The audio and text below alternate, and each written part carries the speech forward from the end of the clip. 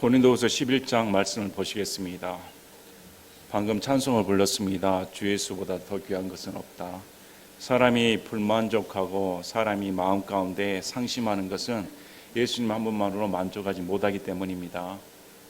예수님 한 분만으로 만족하면 시기심의 노예가 되질 않습니다. 예수님 한 분만으로 만족하면 다른 사람이 전혀 부럽지 않습니다. 예수님이 한 분만으로 만족하면 다른 사람과 비교할 필요가 없습니다. 왜? 예수님께서 나를 구원하여 주셨고 제가 주인공이 되니까. 예수님 나은 사람을 위해 어떻게 온 천하 만물의 주인이신 그분이 그 모든 걸 포기하시고 나를 위해 죽으셨을까? 아주 단순합니다.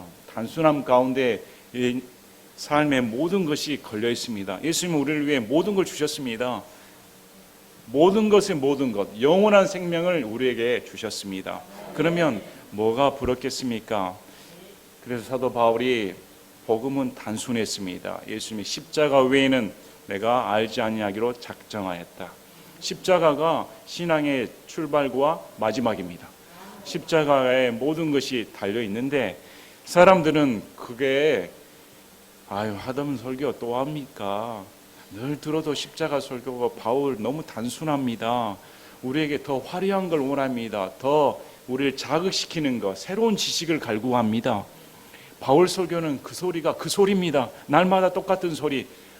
지겹습니다. 그런데 새로운 사도들, 자칭 사도라는 사람을 보니 이야, 정말 성경 구석구석에 다른 모든 것들을 이렇게 꼭 쪽집게처럼 우리의 가려운 부분을 그렇게 긁어줄 수가 있을까? 이 사람이 최고다. 뿐만 아니라 현란한 걸 보여줬습니다. 영적인 체험 또한 보여주었습니다. 사도 바울이 3층전까지 올라갔다는 체험을 굳이 말한 이유는 이 거짓 사도들이 자신도 체험했다는 겁니다. 사도 바울 체험은 아무것도 아니야. 우리의 영적 체험이 더 뛰어나. 그러므로 여러분 분명히 아셔야 됩니다. 구원받지 않는 사람도 체험합니다. 구원받지 않는 사람도 성경 체험했다고 자랑할 수가 있습니다. 여러분이 진짜와 가짜를 구분할 수 있어야 됩니다. 무조건 예수 믿는다고 해서 예수님 사람이 아닐 수 있습니다. 메이드 인 코리아 도장 찍었다고 해서 그 제품이 메이드 인 코리아가 아닐 수가 있습니다. 그래서 가짜와 진짜를 구분하시기 바랍니다. 여러분이 성경으로 무장되어 있고 하나님 말씀으로 충만되어 있으면 금방 구분할 수가 있습니다. 자, 오늘 말씀을 보시면 이제 사도 바울이 자신을 적극적으로 변론합니다. 적극적으로 변론하며 11장에서는 자신의 고난까지 들춰냅니다. 사도 바울의 입장에서는 우리 고린도후서 10장 17절에 보면 오히려 자랑하는 자는 주를 자랑할지니 이는 자기를 추천하는 자가 인정받지 아니하고 주께서 추천하신 자가 인정받기 때문이니라. 분명히 사도 바울은 자신을 자랑하는 것을 결코 달가워하지 않았습니다. 자랑할 것이 무엇입니까? 우리는 자랑할 것이 십자가에 달리신 예수님밖에 없다. 이렇게 말을 했는데 11장을 보면 굳이 사도 바울이 자신을 자랑하기 시작합니다. 참 안타까운 장면입니다. 이것은 사도 바울이 원하지 않는 장면입니다. 그럼에도 불구하고 자기가 이 부끄러운 짓을 할 수밖에 없었던 이유가 거짓 사도들이 워낙 자랑하기 때문에, 거짓 사도들의 미혹에 빠져 성도들이 바울을 멸시하고 사도 바울을 멸시하는 그것이 메신저를 흔들어 버렸기 때문에 사도 바울의 복음 또한 훼손시켜 버렸습니다. 사도 바울이 당한 공격은 감당할 수가 있습니다. 그러나 사도 바울이 전한 복음까지 메신저가 잘못되었다고 공격을 받아서 사도 바울의 복음 자체가 확립이 되지 않았기 때문에 이걸 절대로 용납할 수가 없다. 그래서 사도 바울이 이런 거짓 사도들의 정체를 들춰내고 거기에 미혹된 자들은 회개하라는 것입니다. 돌이켜서 다시 사도 바울이 전한 복음으로 돌이키고 회개하지 않는다면 내가 가만두지 않겠다. 이렇게 무서운 경고를 내립니다. 교회에는 거짓 형제가 있습니다. 구원받지 않는 사람도 있습니다. 또 목사가 구원받지 않는 목사가 있을 수 있습니다. 성경은 그렇게 가르칩니다. 우리 사도행전 20장 29절 30절을 보면 사도 바울이 에베소 장로를 모아놓고 이제 마지막 고별 인사를 합니다. 마지막 고별 인사를 할 때 20장 29절에 내가 떠난 후에 사나운 이리들이 너희 가운데 나타나 양떼들을 아끼지 않는다. 사나운 이리들이 누구입니까? 거짓 목사, 거짓 대언자들입니다. 그들이 교회에 침투하여 양떼들을 잡아먹는다고 말을 합니다. 그뿐만 아니라 30절에 너희 중에서도 제자들을 끌어내어 자기들을 따르게 하려고 왜곡된 것들을 말하는 사람들이 일어나리라. 교회 가운데, 성도들 가운데 지도자라고 자칭 나서는 자가 사도 바울이 전한 복음, 말씀을 부패시켜 왜곡시켜 예수님을 따르는 게 아니고 인간의 종으로 만들려고 자신을 따르게 하려는 그런 자들이 일어난다고 분명히 사도 바울이 말합니다. 2000여 년대로 있었고 2000년 교회 역사 가운데 없는 적이 한 번도 없습니다. 그러므로 교회 가운데 거짓 목사, 거짓 대언자, 거짓 형제, 거짓 그리스도인, 이런 사람들은 구원받지 못한 사람들입니다. 이런 구원받지 못한 사람들이 마치 신앙인인 것처럼, 가르치는 자처럼, 성령 체험 받았다는 사람처럼 둔갑하여 나타나는 경우가 있다고 말씀하고 있기 때문에 각별히 성도들은 이거에 주의를 기울이고 우리가 받은 복음, 성경에 기록된 복음 외에는 아예 눈도 돌리지 마시길 바랍니다. 딱 중심을 잡고 하나님 말씀 가운데 분명히 서 있는 그런 시간 되시길 바랍니다. 자, 11장 1절에 원하건대 너희는 나의 어리석은 것을 조금 용납하라. 참으로 나를 용납하라. 참 이런 말을 하는 이 바울이 얼마나 마음이 참담했을까. 참 예수 그리스도부터 직접 계시를 받은 사람입니다. 다마스쿠스 도상에서 예수님 직접 나타나 만나주신 사람입니다. 바울만큼 체험한 사람이 없으니 어디가 있겠습니까? 또 바울만큼 예수님을 뜨겁게 사랑하는 사람이 찾아볼 수가 있겠습니까? 저와 여러분은 근처에도 가지 못합니다. 그런데 그가 어떻게 고린도 성도들로부터 배척을 받고 오히려 추천서도 없는 고린도 성도들을 꾀려하는 그런 모함을 당할 수가 있을까? 이런 비통한 심정으로 지금 너희에게 내가 어리석다. 지금 내가 자랑하는 것이 어리석은데 이걸 용납해달라. 참 이런 겸손한 자세는 찾아보기가 힘듭니다. 목회자나 이런 참 겸손한 자세를 배우기가 저도 마찬가지고 참 어떻게 이런 인품이 나올 수 있을까? 여러분 사도 바울이 그냥 인품을 얻은 거 아닙니다. 사도 바울이 처음에는 어떻게 했습니까? 바나바와 심하게 다퉜습니다. 마가를 데리고 가냐 마냐에 따라. 마가는 한 번 배신하고 떠났어. 배신한 자를 우리 지금 선교 여행에 이런 예수 그리스도의 절대 사역에 동참시킬 수가 없어. 다시 또 돌아갈 수가 있어. 이건 포용할 수가 없다. 바나바는 아닙니다. 물론 바나바의 사촌입니다. 바나바의 조카입니다. 내 조카는 다시 회복시킬 수가 있습니다. 그런데 심하게 다투었다. 이것은 우리가 생각하는 점잖게 말한 것이 아닙니다. 언쟁을 높여서 싸웠다는 것입니다. 그런데 그가 점점 변화된 것입니다. 사람을 품을 줄 알고 풍파를 견뎌내고 하나님의 심정을 알아가게 되고 처음부터 예수의 심정을 아는 사람 없습니다. 처음부터 십자가를 만나자마자 완성된 사람은 한 명도 없습니다. 어떻게 그럴 수가 있습니까? 신앙생활하면서 자꾸 예수님의 성품을 닮아가고 예수님께서 나 같은 죄인을 어떻게 견뎌내 주실까? 그래서 사도 바울 보시길 바랍니다. 그렇게 예수님 믿고 나서도 어떻게 하면 하나님 마음에 들까? 어떻게 하면 죄를 멀리할까? 그렇게 몸부림쳐도 나는 여전히 내 마음 가운데 죄가 있고 나는 죄의 노예일 수밖에 없습니다. 여기서부터 해방시키실 분은 예수님밖에 없습니다. 이것이 신앙입니다. 더 예수님을 알면 알수록 나는 죄로부터 떠날 수가 없는 자이구나. 하나님의 은혜가 아니고서는 감당할 수가 없구나. 그리할 때 사도 바울이 예수님이 나를 용납해 주신 것처럼 이렇게 은혜 받은 사람이 고백할 수가 있습니다. 여러분 은혜 받은 사람입니까? 예수님의 은혜를 받으면 용서해 줄 수가 있습니다. 예수님의 은혜를 받으면 용납해 줄 수가 있습니다. 예수님의 은혜를 받으면 허물을 가려 줄 수가 있습니다. 참으로 나를 용납하라 이렇게 말합니다. 2절에 내가 하나님께 속한 질투로 너희에 대해 질투하노니 이는 내가 너희를 순결한 한 처녀로 그리스도께 드리기 위해 너희를 한 남편과 정혼시켰기 때문이라. 어쩔 수 없이 내가 자랑하게 될 텐데 이런 자랑하는 이유가 있다. 그것은 내가 하나님께 속한 질투를 가지고 있다. 개역성경이 열심이 아닙니다. 하나님께 속한 질투입니다. 질투하고 시기는 다릅니다. 시기는 육체적인 소욕입니다. 그래서 시기와 다툼은 항상 이렇게 함께 언급되는 경우가 있습니다. 그러나 질투는 육신의 소욕에 넣지 않습니다. 여러분이 성경을 보면 킹제임스 성경은 정말 뛰어납니다. 시기, 다툼, 분열은 속해 있지만 질투는 하나님께 속한 것입니다. 물론 질투의 부정적인 면도 있습니다. 질투는 나와 당사자의 제3자가 끼어들 때 생기는 감정입니다. 부부관계에 다른 사람이 들어왔을 때 다른 사람 눈이 팔리면 당연히 내가 내 아내를 사랑하는데 아내가 다른 사람한테 눈이 팔리면 가만히 있겠습니까? 질투심이 납니다. 사랑이 없으면 질투도 생기질 않습니다. 사랑이 있으니까, 관심이 있으니까 질투가 생기는 것입니다. 그러나 시기는 1대1의 감정입니다. 아니면 1대 다수의 감정입니다. 내가 부족하다고 느꼈을 때. 그래서 시기심은, 하나님이 시기심이 있을 수가 있습니까? 그건 존재하지 않는 단어입니다. 그래서 우리 출애굽기 20장 3절에 너는 내 앞에 다른 신들을 두지 말라.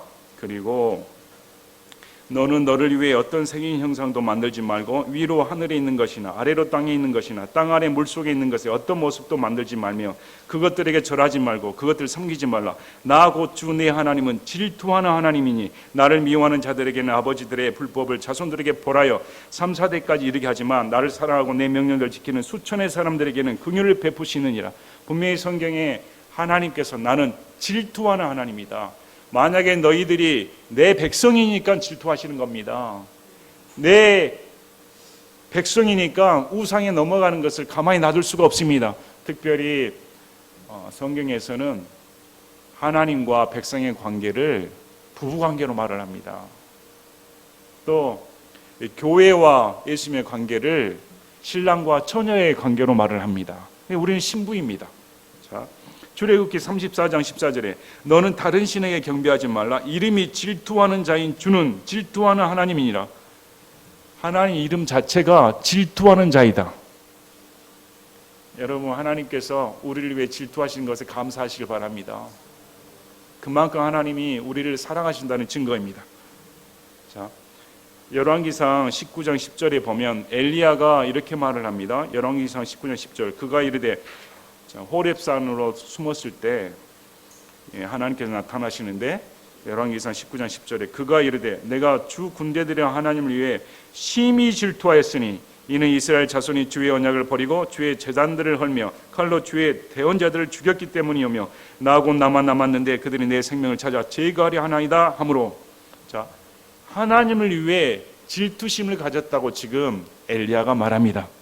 그래서 성경에서 말하는 이 성도들의 질투심, 또 사도 바울의 질투심, 이것은 우상에게 빠진 하나님의 자녀들을 보았을 때 질투를 일으킨다. 어서 돌이켜서 하나님 참 남편이신 하나님께 돌이켜야 할 텐데 그러지 않는 백성들을 보았을 때 그 질투심을 가지고 있다. 이걸 보면 사도 바울이 고린도 성도들을 얼마나 사랑했는지 알 수 있습니다. 얼마나 사랑했으면 하나님께 속한 질투로 너희를 사랑한다 이렇게 말을 합니다.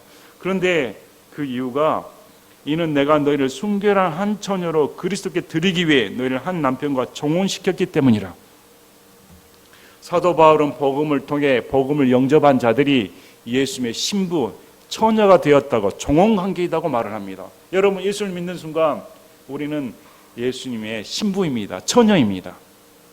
종혼관계가 되면 관계를 맺지 아니하더라도 이미 결혼한 상태로 보는 것입니다.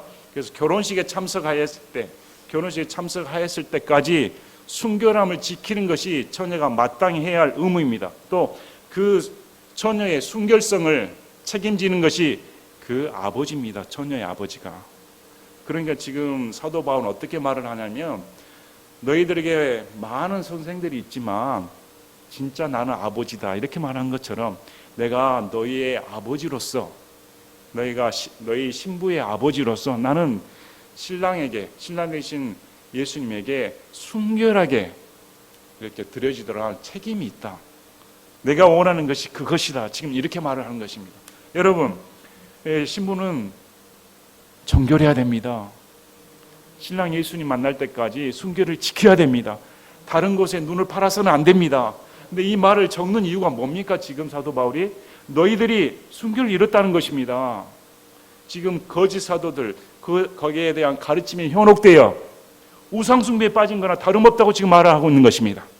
그러니 신부의 아버지인 복음 전도자인 이 고린도 교회를 개척한 바울의 입장에서는 이건 가만히 놔둘 수가 없는 문제입니다. 순교를 지켜야 되니까, 순교를 더럽혀서는 안 되기 때문에 이렇게 말을 하는 것입니다. 그러나 뱀이 자기의 강교함으로 이브를 속인 것 같이 어떤 방법으로든 너희 마음이 그렇게 그리스도 안에 있는 단순함에서 떠나 부패할까 내가 두려워하노라. 사단의 사역자들입니다, 거짓 사도들은. 그래서 지금 사탄이 이브를 속인 것 같이 그런 거짓 사도들이 너희를 속여 단순함에서 떠나도록 만든다. 하나님께서는 선악과에 나온 것을 먹지 말라 명하였습니다. 그러나 사탄이 이브를 속여 이브가 보암직도 하고 먹음직도 하고 탐스럽게 보여 먹어버립니다. 하나님의 말씀은 단순했습니다. 먹으면 죽는다입니다. 그러나 말씀을 애고시킨 사탄의 말을 따랐을 때 죄의 노예가 되어 사탄의 노예가 되어버리는 그런 일이 벌어졌습니다. 마찬가지로 교회 내에서 거짓 사도들의 꾀임에 빠져버리면 이런 일이 벌어진다. 단순함에서 벗어난다. 말씀드렸습니다. 복음은 단순합니다. 십자가 복음은 단순합니다.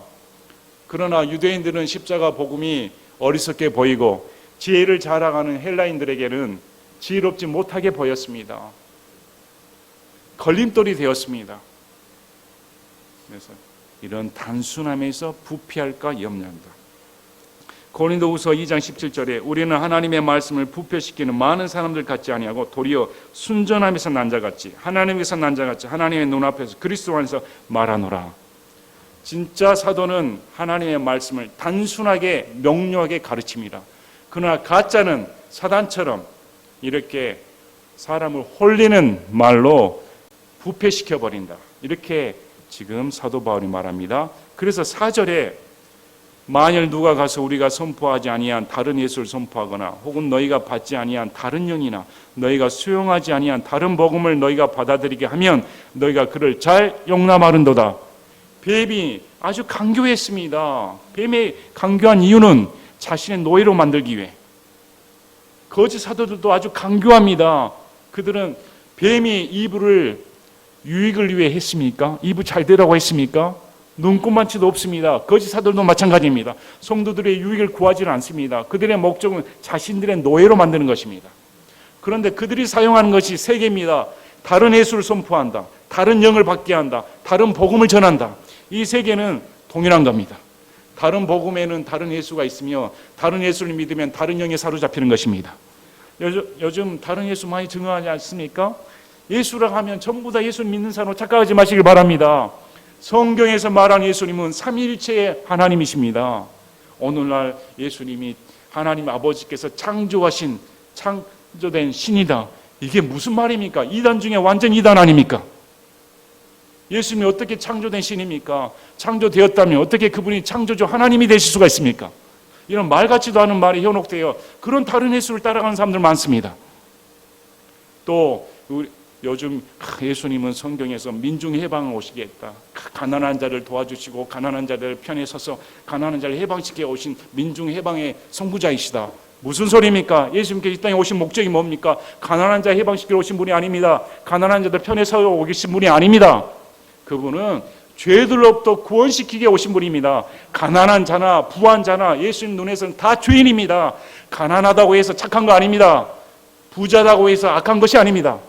그런 이혼론 쪽에 빠져가지고 예수님은 가난한 자의 편이다. 아닙니다. 성경에 예수님은 부자의 편에 서 있기도 합니다. 삭개오 집에 들어가지 않습니까? 예수님 눈에는 다 죄인입니다. 성경에서 말하는 예수님은 모든 인류의 죄를 위해 구원시켜 주시는 그분이 하나님이시자 인간이시다. 하나님을 부인하면 다른 예수입니다. 그분이 인간임을 부인하면 다른 예수입니다. 그분은 완전한 하나님이시며 완전한 인간이신 유일한 분이십니다. 하나님과 나 사이에 유일한 중재자는 예수님밖에 없습니다. 그러므로 다른 예수를 믿는다는 것은 끔찍한 일입니다. 사도 바울이 전하는 이 예수님만을 믿어야 됩니다. 그리고 그분은 십자가에서 달리신 분이십니다. 죄 자체가 되어 주셔서 완전히 다 이루어 주신 분입니다. 그래서 나를 자랑할 수가 없습니다. 그 예수님은 나를 위해 모든 것을 이루어 주시는 완전한 하나님이시다. 자, 그 다음에 다른 영이다 이렇게 말합니다. 요한일서 4장 1절에 보면 사랑하는 자들아 영을 다 믿지 말고 그 영들이 하나님께 속하는지 그것들을 시험하라. 이는 많은 거짓 대언자들이 나와 세상에 들어왔기 때문이라. 요한일서 4장 1절을 보면 이 거짓 대언자들이 세상에 나와 어떻게 합니까? 다른 영을 증언한다는 것입니다. 다른 영에 사로잡혀 온 사람들입니다. 요즘 보면 참 방언을 합니까? 안 합니까? 엊그제 목사님 교회는 방언을 합니까? 안 합니다. 그 방언은 성경에 존재하지 않는 말이기 때문에 그건 할 수가 없습니다. 또 제 앞에서 방언 말하지 마시길 바랍니다. 누구는 안 해봤습니까? 왜 이런 방언하는 그런 영들에 사로잡혀서 이건 마귀 영입니다. 분명히 말씀드리지만 자기가 지어냈다든지 아니면 사탄에 사로잡힌 영입니다. 어떻게 천주교에서도 방언을 하니까 천주교와 기독교는 하나이다. 여러분 마틴 로이드 존스 목사님이 천주교는 어떻게 말했습니까? 사탄의 최대 걸작품이다. 천주교는 기독교가 아닙니다. 거기서도 방언이 일어나고 성령의 역사가 일어나고 대언이 한다 하니까 야 이제 기독교랑 하나이다. 무슨 소리입니까? 그럼 이슬람에서도 방언을 하니까 이슬람도 우리와 하나입니까? 그건 다른 영입니다. 사람들이 방언하고 대언하고 환상 보고 쏙 빠져가지고 무슨 체험한다고 하니까 사도 바울이 그건 부패된 거라고 말합니다. 단순함에서 떠난 것입니다. 왜 십자가에서 달리신 예수님만으로 만족하지 못합니까? 왜 십자가 사랑을 더 깨달으려고 노력하지 않습니까? 왜 자꾸 빗나가서 들으려고 하고 보려고 하고 입으로 체험하려고 하고 그러니 마귀의 앞잡이가 돼버립니다. 방언 한 사람 치고 성경 보지 않습니다. 방언 한 사람 치고 성경 말씀에 깊게 들어간 사람 제가 한 사람도 본 적이 없습니다.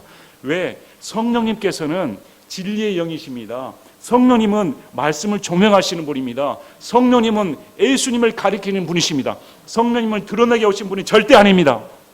그런데 꼭 축사에 나가서 귀신 내쫓고 방언 말하고 대언하고 병 고치다고 한 사람들이 꼭 내세우는 게 뭔지 아십니까? 이걸 반대한 사람은 성령 회방죄다. 성령 회방죄가 뭔지도 모르고 그렇게 말을 함부로 합니다. 성령 회방죄는 예수님께 속한 죄입니다. 예수님 살아 당시에만 해당되는 죄입니다. 오늘날의 성령 회방죄는 존재하지 않습니다. 그런 악한 영, 다른 영에 시달리는 것을 보면 참 안타깝습니다. 거짓 사도들도 체험을 했습니다. 영적인 체험을 기막히게 했습니다. 오늘날 천국 간증이 얼마나 나돌아다닙니까? 그런데 하나같이 다 천국이 틀립니다. 왜 천국에서 그렇게 보는 간증이 틀릴까요? 여러분 왜 방언이 가짜인 줄 아십니까? 만약에 천국에 가서 지금 하늘의 방언을 한다고 하면 그렇게 천국이 혼란스러운 곳입니까? 서로 알아들을 수 없는 수만 가지 말을 하고 있으면 저는 그런 천국 안 가겠습니다. 뭘 알아들어야 가지. 상식적으로 생각해도 아닙니다. 근데 사람들은 그런 것에 이게 참 성령의 역사이다. 목사가 여기서 자 동성기도 합시다. 방언 못 받으시면 나와주시길 바랍니다. 안수하면 방언 꼬박꼬박. 이야 여기에 성령의 체험의 역사가 있다. 참 더 부흥합니다. 그런 교회들이 다 부흥하고 체험했다고 합니다. 실제로 체험을 합니다. 약장사도 가짜 효과가 있으니까 나오는 거 아닙니까?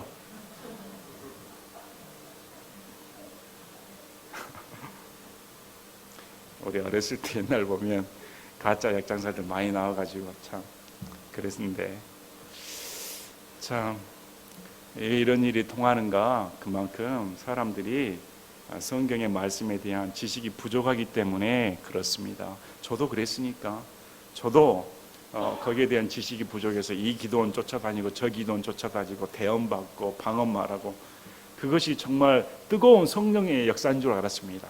그런데 하나님 예수님이 딱 저에게 말씀하시는 순간 제 눈을 열어주시는 과 말씀을 보고 내 모든 거 다 버렸습니다. 얼마나 그게 힘든지 아십니까? 다 버렸습니다. 다 버리고 말씀밖에 없다. 예수님의 말씀이시구나. 내가 정말 잘못 믿었구나. 자, 그 다음에 다른 복음을 너희가 받아들이게 하면 너희가 그를 잘 용납하는도다. 복음이 있는데 다른 복음이라고 합니다. 전하는 복음이 다 진짜가 아닙니다. 우리 갈라디아서 1장 6절에서 9절을 보면 분명히 사도 바울이 갈라디아 교회에게 다른 복음에 대해 말을 합니다.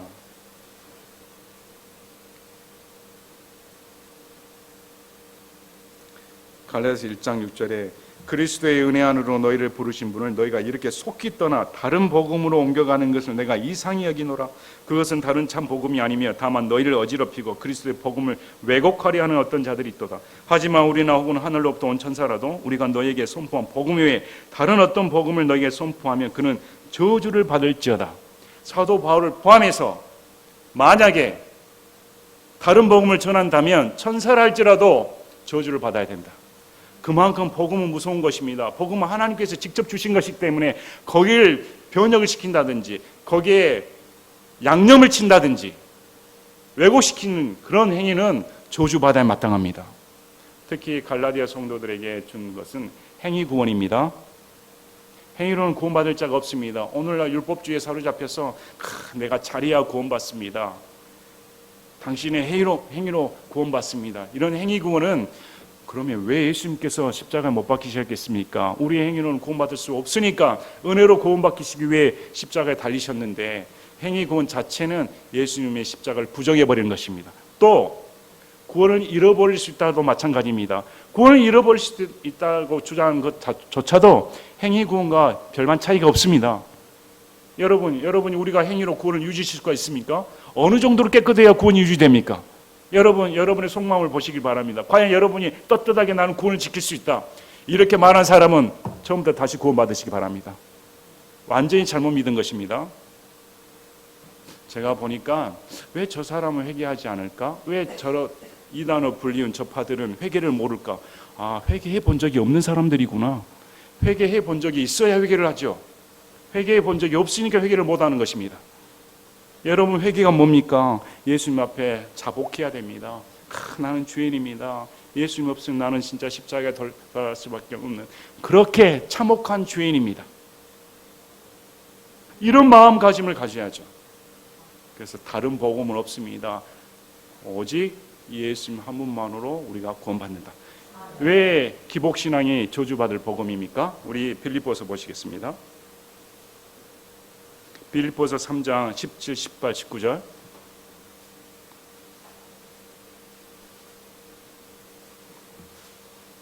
형제들아 너희는 함께 나를 따르는 자들이 되고 너희가 우리를 본보기로 삼은 것 같이 그렇게 걷는 자들을 주목하라. 이는 내가 여러 번 너희에게 말한 적이 있고 지금도 심지어 눈물을 흘리며 너희에게 말한 많은 자들 그들이 그리스도의 십자가의 원수로 걷고 있기 때문이라. 그들의 마지막은 파면이며 그들의 하나님은 그들의 배요 그들의 영광 그들의 수치스러운 일이 있고 그들은 땅의 일들을 생각하느니라. 분명히 말을 합니다. 이 땅에서 잘 먹고 잘 삽니다 하면 파멸당한다. 자기들이 주장하는 하나님은 진짜 저기 온천한 만물을 창조하신 하나님이 아니라 어떻게 말합니까? 자신들의 배다. 실상 자신들의 배를 불리기 위해 하나님 주여 주여 이렇게 부르짖고 있다고 성경은 말합니다. 그들이 십자가의 원수이다. 그러므로 교회 내 기복신앙은 절대 들어와서는 안 됩니다. 어떻게 돈잔치를 합니까? 장로 되기 위해서는 수천만 원을 내야 된다. 그걸 부끄럽게 생각지 않습니다. 당연하게 생각합니다. 하나님께서 장로쯤을 세워주려면 이렇게 물질적인 복을 줘야 장로가 될 수 있지. 그게 교회입니까? 수십만 명이 모이면 뭐합니까? 파멸당한다고 말합니다. 성경은 그들의 배가 하나님이다. 얼마나 무서운 말씀입니다. 그러면 여러분 수십만 명, 수백 명이 중요한 것이 아닙니다. 한 사람이 믿더라도 제대로 믿으시기 바랍니다. 천국 가는 숫자가 중요하지 모인 숫자가 중요합니까? 그래도 많이 모여야 되는데.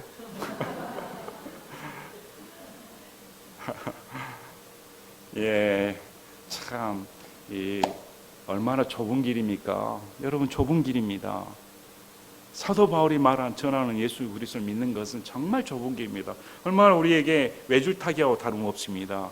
자칫 잘못하면 떨어집니다. 그래서 조심해야 됩니다. 이 세상의 유혹들, 마귀들이 가만 놔두지 않습니다. 마귀들이 앞잡이 노릇하는 이 거짓 사도들이 지금도 교회 내에 활기치고 있지 않습니까? 거짓 구원을 가르칩니다. 거짓 예수를 가르칩니다. 거짓 영을 들고 지금도 사람들이 거기에 몰려다고 다니고 있지 않습니까? 진짜 말씀을 사랑하고 하나님 앞에 겸비하며 정말 나를 돌이켜보는 성도들은 그렇게 드뭅니다. 정말로 내가 한 처녀로서 순수하게 예수님 앞에 살아야겠다. 이렇게 지금 사도 바울이 고린도 성도들이 그렇게 되길 바라는 간절한 심정으로 적어주는 글입니다. 그러면 여기 목사도 마찬가지입니다. 성도들이 뭘 했을까? 어떻게 돼야 될까? 그날에 재림하셨을 때 예수님의 신부로서 정말 정결하게 되어 예수님의 신부로서 깨끗한 마음, 깨끗하게 순결을 지키고 그것이 목사가 원하는 바람이어야 됩니다. 가끔 성령 체험한다고 해서 기도했더니 하나님이 나를 사랑합니다. 사랑하는 내 딸아. 참 이렇게 떠벌리고 다니는 사람들 봤습니다. 여러분 어떤 생각 드십니까? 그러면 주위에서 저 사람은 얼마나 기도를 뜨겁게 하고 하나님이 사랑했으면 저렇게 음성까지 들려주실까? 그러나 제 귀에는 저 사람은 얼마나 마귀한테 들리고 있을까? 마귀한테 사로잡혀서 저렇게 정신 못 차리고 있을까? 여러분 정말 성령 충만한 사람이, 예수님을 안 사람이 그렇게 떠벌리고 다닙니까? 절대 그럴 수 없습니다. 성경에 적혀져 있지 않습니까? 성경에 하나님께서 따라 나를 사랑한다는 정도가 아닙니다. 내가 너를 위해 십자가에 달려서 이렇게 죽을 정도로 죽기까지 너를 위해 죽었는데 뭘 안 해줄까 보냐. 이 말보다 더한 말이 어디 있습니까? 이 말보다 나에게 더 사랑한다는 표현이 어디 있습니까? 분명히 명심하시기 바랍니다. 정말 내가 하나님 앞에 바로 살고 있는가. 저는 여러분들이 다른 예수를 믿지 않길 바랍니다. 다른 영에 사로잡히지 않길 바랍니다. 다른 복음에 현혹되지 않기를 바랍니다. 자, 5절부터 15절까지는 이제 사도 바울이 자신을 변론해 갑니다. 변론해 가면서 이 거짓 사도들의 정체를 들춰냅니다. 너희들이 그렇게 믿고 따르는 이 거짓 사도들의 정체가 무엇인가?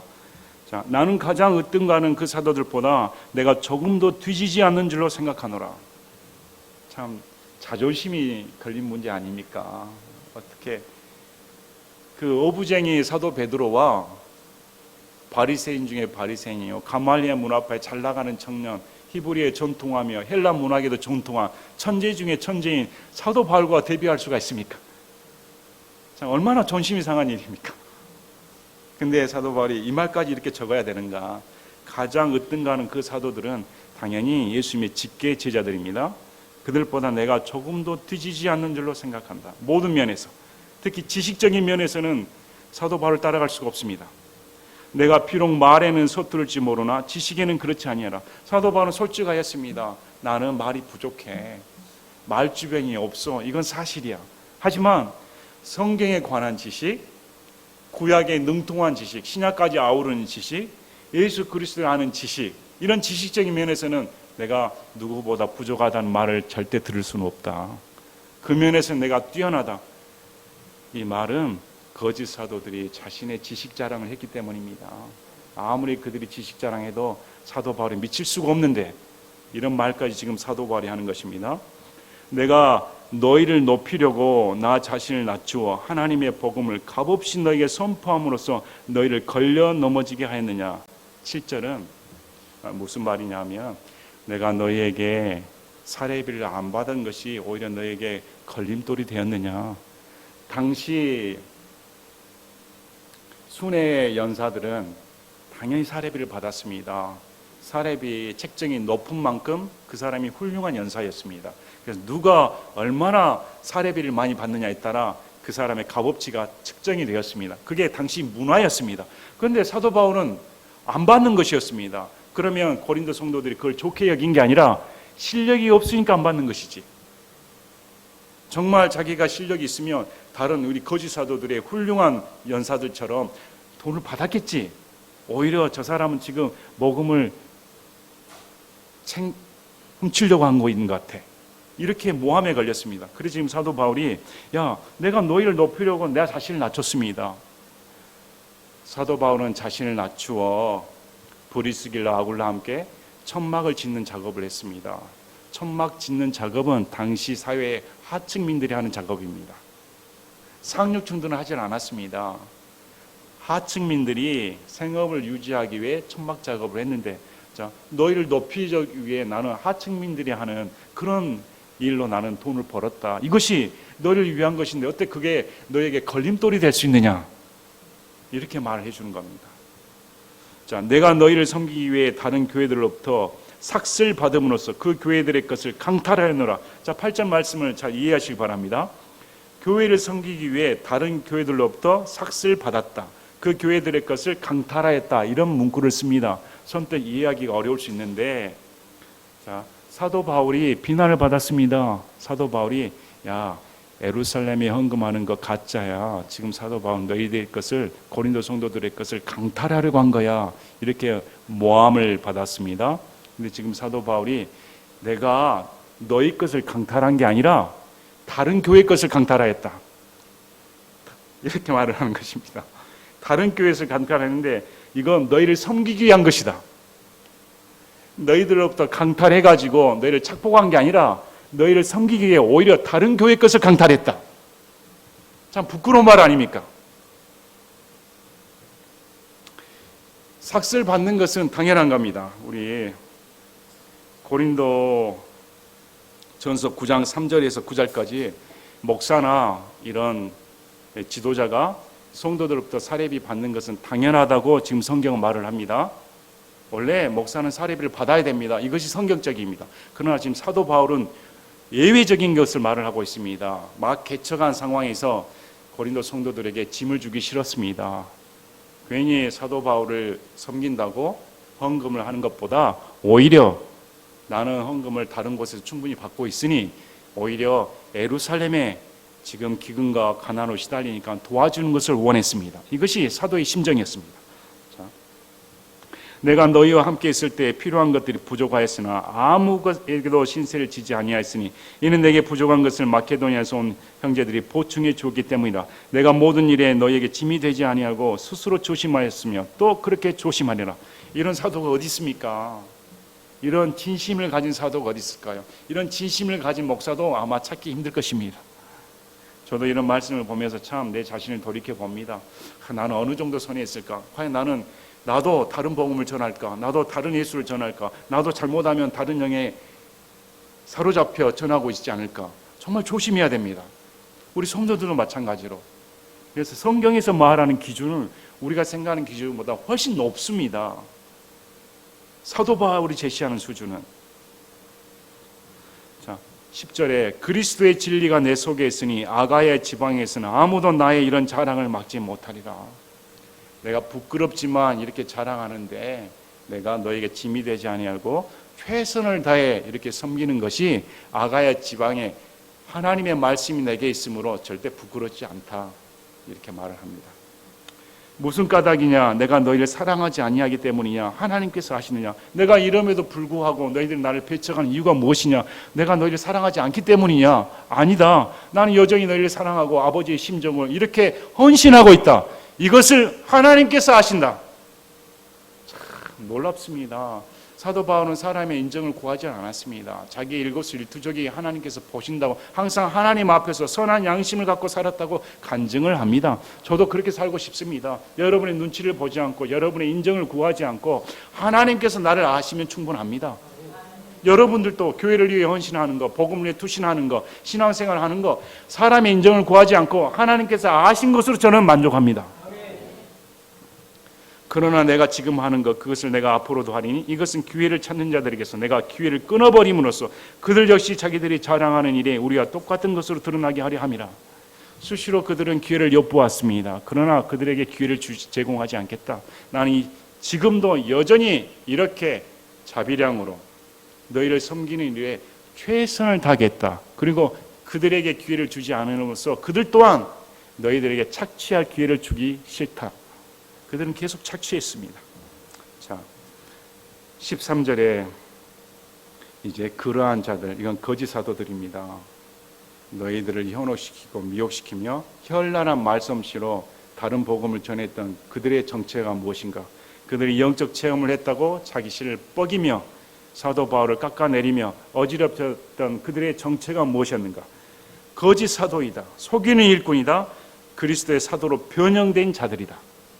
가짜라고 말합니다. 진짜가 아닙니다. 그들은 거짓 사도들이다. 또 속이는 자들이다. 너희를 위해 일하는 일꾼이 아니다. 속이는 자들입니다.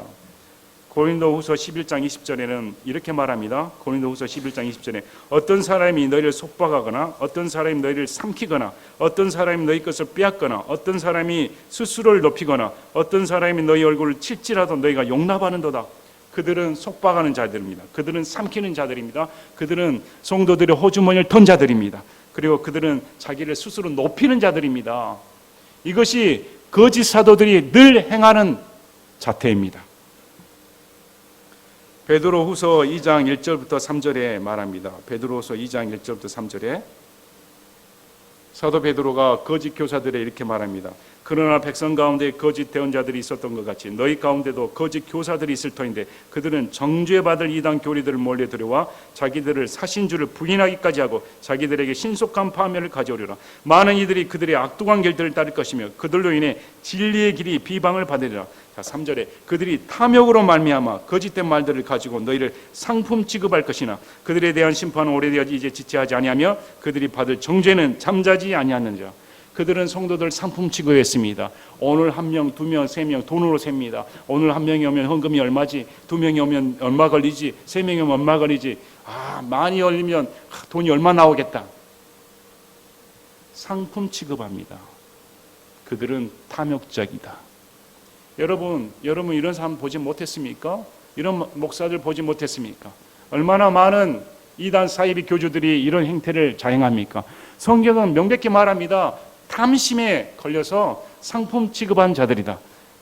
거짓 대언자들이 백성 가운데 있는 것처럼 지금도 교회 내에 거짓 교사들이 판을 치고 있다고 성경은 말을 합니다. 많은 사람들이 그 길이 좋아 따라다닌다. 그러므로 깨어있길 바랍니다. 정말 그들은 예수님 복음 구원 말했다고 해서 그게 진짜가 아니란 사실입니다. 깨어있어서 거짓 사도들의 정체를 보고 이렇게 판단할 수 있는 여러분이 되시길 바랍니다. 그것은 결코 놀랄 일이 아니니 사탄도 자기를 빛의 천사로 변형하느니라. 그 정도 놀랄 일이 아니야. 어떻게 그럴 수가 있습니까? 그래도 그분이 복음을 잘 가르쳤는데요. 그분이 진짜 영적인 체험하고 방언하고 대언하고 안수하면 병이 다 고침을 받았는데요. 어떻게 그분이 거짓 사도일 수가 있단 말입니까? 전 도저히 못 믿겠습니다. 아니요. 놀랄 일이 아니다. 사탄도 자기를 빛의 천사로 가정한다. 그럼 이 거짓 사도들과 속이는 일꾼, 자신을 그리스도의 사도로 속이는 변형된 자들은 구원받은 자들일까요? 아닐까요?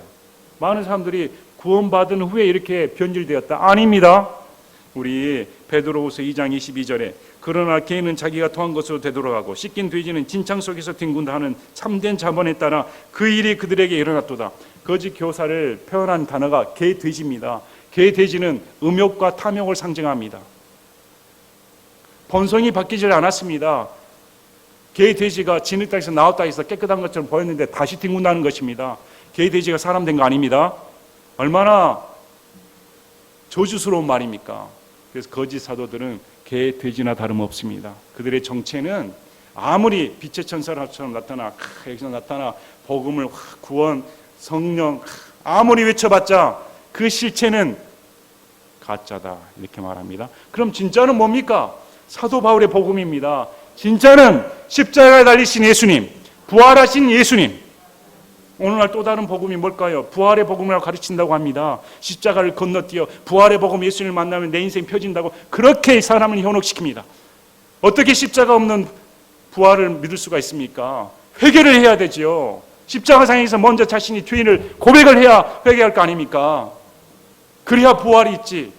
건너뛰어서 부활의 영광만을 누리는 그런 거짓 복음이 되면 그날에 천국 갈 수가 없습니다. 우리가 각별히 주의를 해야 됩니다. 각별히 주의를 해서 15절 보면 그러므로 그의 사역자들 또한 의의 사역자로 변형된다 해도 그것은 결코 큰 일이 아니니라. 그들의 마지막은 그들의 행위대로 되리라. 자 보십시오. 여기 분명히 성경은 명백하게 짚어냅니다. 그들의 마지막은 그들의 말에 달려있지 않습니다. 그들이 전한 복음, 그들의 전한 영, 그들의 전한 다른 예수 얼마나 둔갑시킬 수가 있습니다. 그런데 어떻게 말합니까? 행위대로.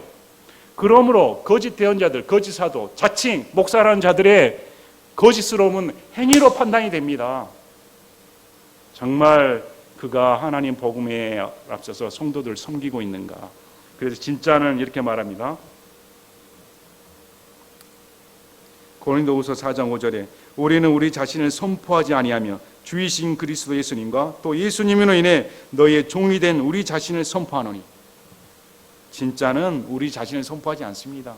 진짜는 교회 자랑하지 않습니다. 우리 교회만 구원이 있다, 우리 교회만 성령 충만하다, 그런 소리 안 합니다. 진짜는 오직 예수님만 자랑합니다. 그리고 진짜는 예수님으로 인해 너희의 종이 된 우리 자신이다. 진짜는 저는 여러분을 섬기기 위해 존재합니다. 성도들 위해 군림하지는 않습니다. 그러나 거짓 사도들은 목에 힘을 주고 성도들을 노예 부리듯, 그런 사람 얼마나 많습니까? 진짜와 가짜를 잘 구분하시길 바랍니다. 가짜 만나면 자신이 구원받은 줄로 착각하고 인생 살다가 그날에 가서 지옥으로 떨어집니다. 명심하시길 바랍니다. 이런 일이 벌어지는데 사도 바울이 가만히 있겠습니까? 사도 바울이 이런 현상을 보고 자신의 부모의 심정으로, 아버지의 심정으로 탄생시킨 고린도 교회나 다름없는데, 고린도 교회가 이렇게 거짓 사도들의 꾀임에 빠졌을 때 그걸 가만히 내버려 두겠습니까? 품어주는 거 아닙니다. 다른 복음, 다른 예수, 다른 영은 품어주는 것이 아닙니다. 내치는 것입니다. 여러분께서 다시 말씀을 보시면서 우리가 신앙생활 정말 똑바로 해야겠다. 정말 주 예수보다 더 귀한 것은 없네. 정말 십자가에서 나를 위해 달리신 그분, 어떻게 사도 바울의 고백을 따라갈 수가 있을까? 어떻게 사도 바울은 그 십자가에 달리신 예수님만 알기로 작정을 했을까? 과연 우리는 얼마만큼 예수님의 십자가에 알 수 있을까요? 과연 십자가에 달린 예수님을 우리는 얼마만큼 알고 있습니까? 얼마만큼 우리는 알고 있을까요? 얼마나 그 사랑에 감격하고 그 은혜에 감격하며 어떻게 또 나 자신을 알 수가 있을까요? 사람이 변화될 수 있는 유일한 방법은 십자가에 달리신 예수님을 만날 때 가능합니다. 그래야 전 인생이 변화됩니다. 여러분께서 고린도 전후서 말씀을 통해 사도 바울의 참 일목요연한 통일적인 한치의 흔들림이 없이 밀고 나가는 그 복음, 우리를 위해 죽으신 그 복음, 그 복음에 절대적인 가치를 두시길 바랍니다. 제가 기도하고 마치겠습니다.